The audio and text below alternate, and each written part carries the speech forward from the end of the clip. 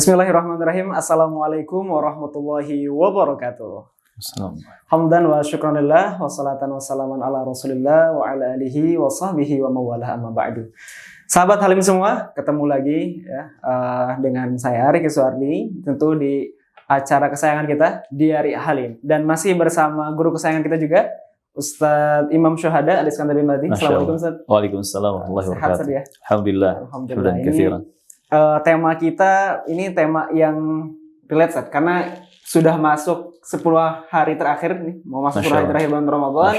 Dan rasa-rasanya ini ada dua sih Ustaz sebenarnya. Yeah. Pertama rasa sedih karena bentar lagi Ramadan berarti mau ninggalin kita. Yeah. Yang kedua excited kan. Excited karena ada yang namanya Lailatul Qadar dan juga ya keutamaan-keutamaan yang lain barangkali di 10 hari terakhir ini. Yeah. Dan tema kita Ustaz, untuk episode ini insyaallah mengenai Lailatul Qadar. Yeah. Khususnya Lailatul Qadar dan juga 10 hari terakhir di bulan Ramadan. Nah. Ya, mohon izin Ustaz, ingin bertanya terkait Lailatul Qadar itu sendiri dan juga urgensinya Ustaz. Maksudnya alasan kenapa sih kita ini harus ngejar banget yang namanya Lailatul Qadar Ustaz? Ya, masyaallah. Alhamdulillah. Hamdan katsiran thayyiban mubarakan fih kama yuhibbu rabbuna wa yarda. Amma ba'd. Teman-teman barakallahu fikum, tidak terasa ya, ini sudah setengah bulan Ramadan kita lewati, bahkan lebih. Dan siapa yang sudah memanfaatkannya dengan amal-amal soleh sebanyak mungkin, sebagus mungkin, berbahagialah dan tetap istiqamah. Dan siapa yang masih banyak kekurangan, kelalaian di sana sini, segera untuk memperbaiki diri, segera berlari menuju Allah Tabaraka wa Ta'ala, karena belum terlambat. Masih ada waktu. Iya, masih ada waktu. Alhamdulillah, beberapa hari ke depan kita akan memasuki sepertiga terakhir Ramadan ya Kang. Tanggal 21 sampai 29 atau 30 Ramadan. Ini Masya Allah waktu-waktu yang paling spesial bahkan sepanjang tahun. Di sepanjang tahun, 10 hari terakhir Ramadan. Dan khusus malam-malamnya eksklusif. Ya. Kalau dikelaskan VVIP, fee-nya entah berapa tuh ya, VIP gitu ya. Saking spesialnya. Spesial banget, alhamdulillah ya. Masya Allah. Nah, apa sih Lailatul Qadar itu? Karena kan Lailatul Qadar ini ada di 10 malam terakhir Ramadan. Ahibati fillah, teman-teman rahimani wa rahimakumullah. Dalam hadis riwayat Ahmad ya, ketika Nabi mengatakan kepada para sahabat radhiyallahu anhum, telah datang ke tengah-tengah kalian bulan suci Ramadan. Bulan yang penuh dengan berkah, syahrul mubarak. Kemudian Nabi menjelaskan di bulan Ramadan, pintu-pintu surga dibukakan, pintu-pintu neraka ditutup, setan-setan diikat, dibelenggu. Dan kata Rasulullah, fihi laylah khairun min alfi syahrin. Di bulan Ramadan itu ada satu malam, di mana satu malam ini jauh lebih baik daripada 1000 bulan. Masya Allah. Ini pengertian atau penjelasan dari Rasulullah tentang Lailatul Qadar.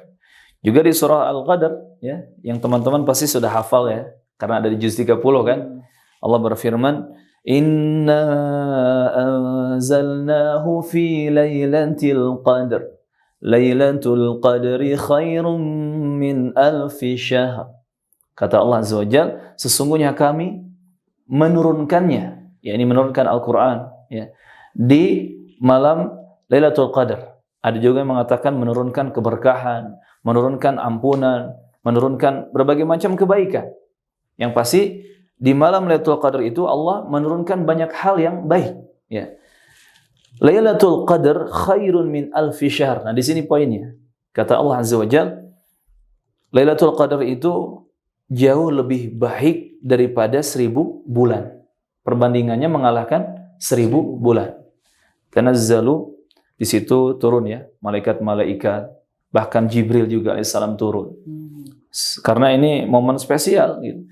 Semalam suntuk, mulai dari terbenam matahari sampai terbit fajar subuh, fajar shadiq, fajar yang kedua itu diliputi dengan salam, ya kan? Keselamatan, kesejahteraan, ya. Keberkahan yang sangat banyak di situ. Jadi di sini Lailatul Qadar adalah sebuah malam yang mengalahkan 1000 bulan. Dan kalau kita hitung secara matematika, 1000 bulan itu berarti hampir 84 tahun kan? 80 tahun, Ya kan? 83 lebih. Hampir 84 tahun. Yang kalau kita hitung-hitung usia hidup kita, belum tentu kita sampai di usia 83 atau 84 tahun. Tapi ternyata di setiap Ramadan, di 10 malam terakhirnya, ada malam spesial yang mengalahkan 83 atau 84 tahun itu. Bagaimana maksudnya mengalahkan 1000 bulan, mengalahkan 83 tahun itu? Maksudnya kata para ulama, ketika seorang muslim atau muslimah, dia menghidupkan malamnya, mulai dari terbenam matahari sampai terbit fajar subuh, dia hidupkan malamnya dengan beramal saleh, dengan beramal ibadah, dengan melakukan kebaikan, berbagai macam kebaikan yang disyariatkan. Maka dia tercatat mendapatkan pahala seakan-akan dia ini beribadah selama 1000 bulan tadi, atau 83 tahun lebih. Yang kalau kita katakan kita usianya nyampe ke 84 tahun, tapi belum tentu kan kita isi semuanya dengan bisa kuat ibadah ya, beramal soleh selama 84 tahun. Nah, di sini kesempatan emas makanya. Makanya Nabi menjanjikan, man qama lailatul qadri imanan wa ihtisaban ghufira lahu ma taqaddama min dhanbi. Siapa yang betul-betul menghidupkan malam Lailatul Qadar, dia gunakan untuk beramal ibadah, maka karena dia berjuang seperti itu berdasarkan iman, keimanan dan ihtisab mengharapkan pahala dari Allah, Allah akan mengampuni dosa-dosanya yang telah lalu. Subhanallah. Jadi intinya Lailatul Qadar ini kesempatan emas untuk kita meraup pahala sebanyak mungkin. Bayangkan Kang, ibadahnya cuman semalam suntuk. Satu malam ya, begadang kita. Nah, di sini ini boleh kita begadang ya. Kan ada teman-teman bilang begadang jangan begadang ya. Kalau di sini untuk mengejar Lailatul Qadar ini wajib begadang. Wajib begadang. Mulai dari terbenam matahari sampai terbit fajar subuh. Wajib begadang. Jangan dibiarkan satu detik pun, satu waktu pun untuk hal yang enggak berpahala gitu. Harus betul-betul dimanfaatkan untuk hal yang berpahala semua. Dihabiskan dengan ibadah, maka insya Allah tercatat untuk kita, nanti Allah memberikan kepada kita pahala seakan-akan kita sudah beribadah selama tadi 1000 bulan atau 83 tahun lebih. Insya Allah. Insya Allah. Jadi memang spesial, cuma setahun cuma terjadi sekali. Dalam satu tahun hanya sekali. Kita bisa dapetin satu nilai yang luar biasa dari Lailatul Qadar ini. Iya, tapi memang syaratnya harus menghidupkan malam. Harus menghidupkan di malam itu. Iya, karena dalam hadis disebutkan Rasulullah itu ahya lailah, menghidupkan malamnya. Kalau menghidupkan malam berarti kan melek. Ya. Bukan ngorok kan gitu. Betul. Menghidupkan malam berarti kan terjaga, begadang, bukan tidur, seperti itu. Berarti Ustaz, kalau kayak gitu barangkali Ustaz, kalau misalnya memang kita harus menghidupkan malam, caranya Ustaz, lebih ke caranya berarti barangkali ada amal-amal khususkah atau memang seperti apa Ustaz? Bagaimana cara kita menghidupkan malam khususnya di Lailatul Qadar ini? Nah, barakallahu fikum. Malam Lailatul Qadar itu kan Nabi menyebutkan terjadi di 10 malam terakhir Ramadan. Dan Nabi juga menyebutkan dalam satu riwayat yang lain, lebih dikejar lagi di malam-malam ganjilnya. Walaupun tidak menutup kemungkinan, kata para ulama, bisa terjadi juga di malam genap. Cuman besar kemungkinan terjadi Lailatul Qadar itu di malam-malam ganjil. Jadi malam ke-21, 23, 25, 27, 29 itu yang lebih ditekankan. Walaupun tadi sebetulnya 10 malam terakhir Ramadan itu semua kita manfaatkan dengan begadang dan beramal saleh. Bagaimana caranya? Secara umum tidak ada amalan khusus ya selain daripada qiyamul lail dan Quran, baca Quran, doa, zikir ataupun amal-amal lainnya. Jadi di sini kita tidak dipersulit. Artinya ketika di malam-malam itu apa yang bisa kita lakukan dari amal-amal soleh, lakukan. Ya, pokoknya mulai dari terbenam matahari, mulai dari maghrib sampai fajar subuh terbit. Ini harus kita hidupkan malam. Dengan apa? Secara umum dengan amal soleh. Qiyamul lailnya, ya, salat tarawihnya, salat witirnya, tilawah Qur'annya diperbanyak juga. Kemudian sedekahnya juga diperbanyak. Kalau misalkan di sekitar kita, di tempat kita intikaf ya, atau di masjid yang kita sedang beribadah di situ atau di rumah, nggak ada orang yang bisa menerima sedekah. Zaman sekarang lebih dipermudah ya, bisa transfer. Iya, bisa kirim-kirim bahkan lewat online, ya? Iya, online, aplikasi handphone udah sedekah sekian, sedekah sekian. Sedekah dari rumah gitu. Kemudian juga dengan doanya diperbanyak, diperkuat, diperkencang ya. Kemudian apalagi zikirnya. Kemudian munajat kita kepada Allah, taubatnya, istighfarnya. Termasuk semua amal-amal soleh yang memang secara umum disyariatkan, lakukan semua. Artinya nggak ada khusus harus itu saja. Tidak ada amalan khusus. Apa yang kita bisa lakukan, amal soleh yang bisa kita lakuin, mending dilakuin. Lakuin. Bahkan misalkan kita haus nih, hausnya kita, kemudian kita minum air, atau laparnya kita, kemudian kita makan untuk tujuannya minum agar ada energi untuk bisa begadang terus. Misalkan bikin kopi, ya kan? Bagi banyak sekarang teman-teman yang itikaf sambil jadi barista gitu ya, di pelataran masjid, bikin kopi biar melek terus ya, atau makan apa yang biar tetap melek, entah itu makan yang kuah-kuah pedas mungkin ya, atau apa. Kalau itu diniatkan untuk menjaga stamina dan energi begadang untuk menghidupkan malam, itu berpahala. Masya Allah. Berpahala.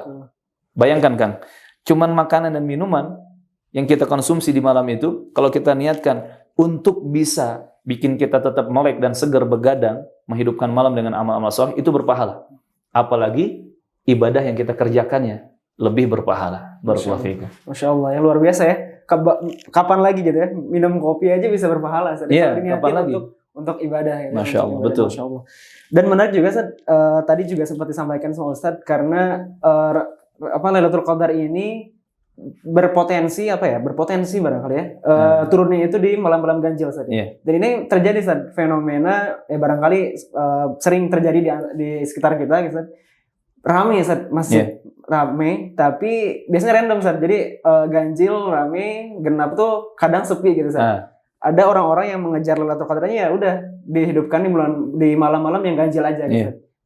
Itu sebetulnya boleh nggak sih kayak gitu atau kayak gimana sih? Kalau bicara boleh sih boleh-boleh saja. Boleh-boleh saja. Ada orang mengejar malam ganjilnya saja, malam genapnya ya kurang semangat. Tetapi ini kalau dibiasakan seperti itu, ini sebuah kekeliruan. Harus diluruskan. Kenapa? Karena kata para ulama, para sahabat bahkan mengatakan, kalau tidak salah Abdullah bin Abbas ya, Abdullah bin Umar juga, termasuk para ulama di zaman sekarang, seperti Syekh Muhammad Ibn Salih Al-Utsaimin rahimahullah dan yang lainnya, mereka menjelaskan bahwa siapa yang menghabiskan 10 malam terakhir Ramadan semuanya dengan ibadah, maka dipastikan dia dapat Lailatul Qadar. Masya Allah. Ini kuncinya sebetulnya. Jadi rumusnya ini, kita kalau ingin dapat Lailatul Qadar, bukan cuma ngejar malam 21, 23, 25, 27, 29, genap ditinggalkan. Apalagi cuman udah 27 aja lah, sisanya enggak. Itu keliru.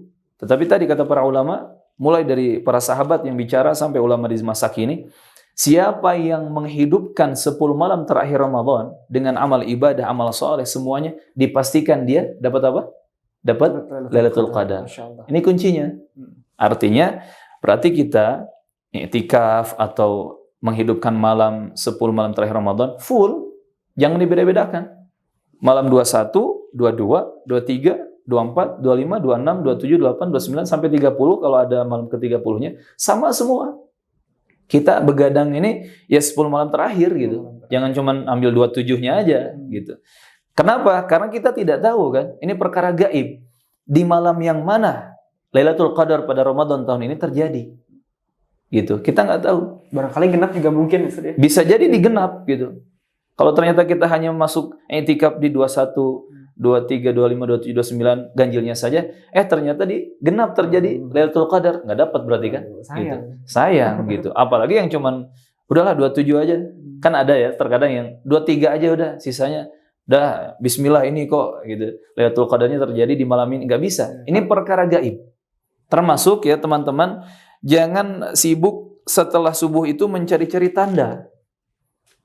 Karena memang ada Nabi menyebutkan di antara tanda terjadi Lailatul Qadar itu adalah di pagi harinya ketika matahari terbit. Matahari itu terbit dengan sinar yang terang, tetapi tidak menyilaukan mata. Terang tetapi tidak menyilaukan mata. Kemudian terasa suasana juga tenang gitu ya, adem gitu, enak lah, damai. Tetapi poinnya bukan kita mencari-cari dan menunggu datang tanda Lailatul Qadar di pagi hari, bukan. Poinnya adalah yang penting kita bagaimana caranya menghidupkan malam, begadang dan melakukan amal ibadah kebaikan sebanyak mungkin di malam harinya. Kadang seperti itu ada sebagian teman-teman. Jadi bukan menghidupkan malam. Dia nunggu pagi datang, kemudian lihat langit, lihat matahari, difoto. Bahkan dibandingkan, ini malam ke-21 begini fotonya, 23, 25, 27, 29 seperti ini. Sepertinya kemungkinan yang malam ke-23 nih. Lalu apa faedahnya kalau cuma hanya memfoto atau menunggu tanda tanpa dia melakukan amal-amal soleh di malam-malam 10 malam terakhir? Rugi ya? Barakallahu fiikum. Artinya sia-sia juga, saya ngapain Sia-sia. Lihat tanda-tandanya, nyari tanda-tandanya, tapi nggak ngehidupin malamnya. Iya. Nggak dapet juga kan? Nggak dapet juga. Apalagi kalau di posting saya, wah ini dapet nih tapi nggak ngehidupin malam, malah jadi riak doang, tapi nggak doang yang nggak ada pahalanya. Jadi intinya teman-teman barakallahu fiikum, kalau ingin dapat Lailatul Qadar, simple. Berjuanglah, berusahalah mati-matian. Kerahkan semua yang kita miliki, yang kita mampu. Tenaga, waktu, biaya, pikiran, semua hal.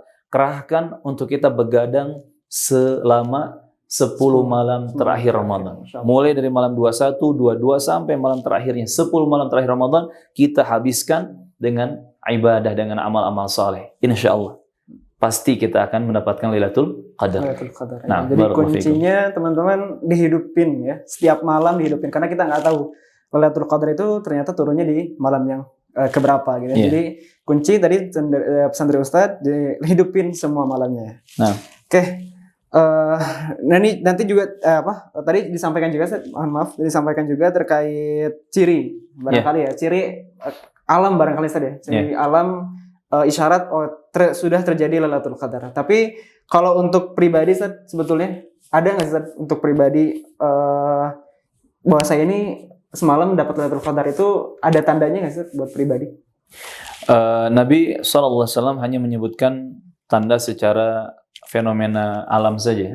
Tadi yang Anda sebutkan ya, di pagi harinya matahari terbit, terang tetapi tidak menyilaukan mata, dan suasananya terasa sejuk gitu, damai. Adapun untuk diri pribadi, Allahu a'lam ya. Apakah ada tanda khusus atau tidak? Yang pasti, karena kalau orang dapat Lailatul Qadar berarti dia dapat keberkahan yang sangat banyak. Mendapatkan istilahnya pahala ya. 83 tahun lebih dia ibadah.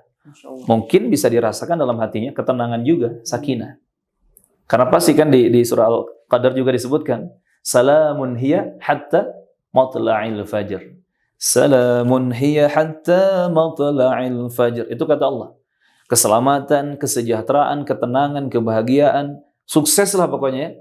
Mulai dari terbenam matahari sampai terbit fajarnya. Berarti bisa kita ambil di sini, bisa jadi Allah memberikan tanda kepada hamba-hambanya yang diizinkan mendapatkan Lailatul Qadar itu adalah hatinya mendapatkan ketenangan. Dan setelah tenang itu bukan berarti dia merasa cukup diri atau puas ya, tetapi lanjut untuk beramal soleh berikutnya. Tapi kalau ada orang, wah tenang nih, udah begadang semalam, udah dapat 83 tahun. Udah dapat 83 tahun. Menurut dia, setelah itu dia merasa cukup dan puas diri. Kemudian besoknya nggak beramal lagi. Wah jelas itu nggak dapat. Nggak dapat. Karena tanda diterimanya amal-amal soleh kita di sisi Allah, kata para ulama, adalah keistiqomahan setelahnya. Ini juga nanti berkaitan dengan setelah Ramadan berakhir kan. Kita masuk Syawal ya, Lebaran dan seterusnya. Apakah amal-amal soleh kita selama Ramadan diterima oleh Allah atau ditolak? Dilihat dari setelah Ramadan. Istiqomah kita bagaimana? Kalau kita masih istiqomah, menjaga salat malamnya, menjaga puasa sunnahnya, menjaga tilawah Qur'annya di setiap hari, menjaga sedekahnya, kemudian amal-amal soleh yang kemarin kita perjuangkan di Ramadan, kita jaga lagi di Syawal, di Dzulqa'dah, Dzulhijjah, sampai ketemu Rajab Sya'ban lagi. Berarti ini, kata para ulama, indikasi kuat.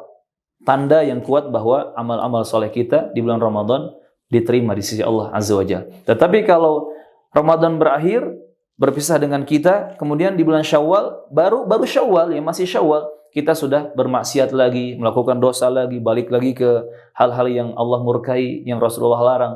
Itu tanda kuat bahwa amal-amal kita di Ramadan sia-sia. Na'udzubillah. Barakallahu fikum. Nah, alhamdulillah. Terakhir Ustaz, terakhir. Berkaitan mengenai karena kita sudah masuk di 10 hari terakhir, barangkali Ustaz ada pesan kepada teman-teman semua, untuk sahabat Halim semua, bagaimana memaksimalkan Ustaz.